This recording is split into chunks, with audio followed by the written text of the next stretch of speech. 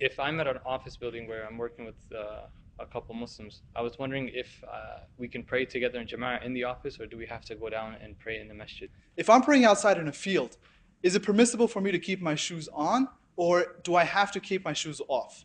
The 2 rak'ahs for sahw are confusing. I don't know exactly when to pray before the salam, after the salam, what acts if I missed would require me to do the sahw or not, and what acts if I do them would invalidate my salah. We live in a very cold place called Canada. In the winter, it gets really cold to the point where you cannot pray outside. Is it permissible for us to perform prayer while we're sitting down in our cars? I had heard that if you pray and your pants are below your ankles, your prayer won't be accepted.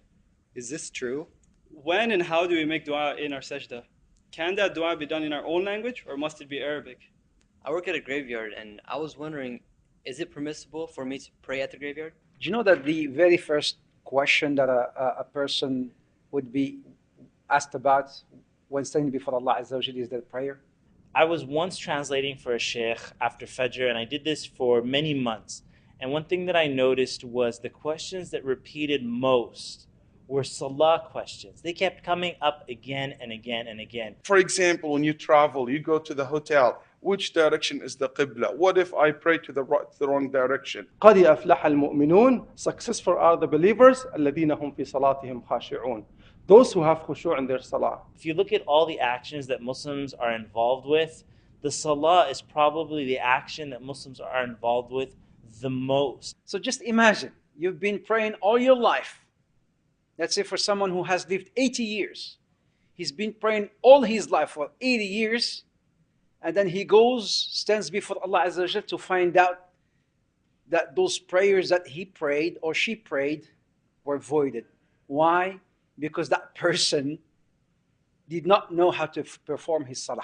We need to perfect our salah, which is a very special connection with Allah subhanahu wa ta'ala. It is the divine link. There's so many questions and issues that we need to know about the prayer that most of us Muslims may think that they are trivial, whereas they are the essence of our worship. You pray 5 times a day. The question revolving around that salah is so much that normally people just get that information by asking their friends or maybe something that they learned from their parents. So don't miss this opportunity. We all would like our prayers to be accepted. How can we ensure that our salah is being accepted by Allah Azza wa Jalla? Don't miss the opportunity of attending this class with AlMaghrib, inshallah.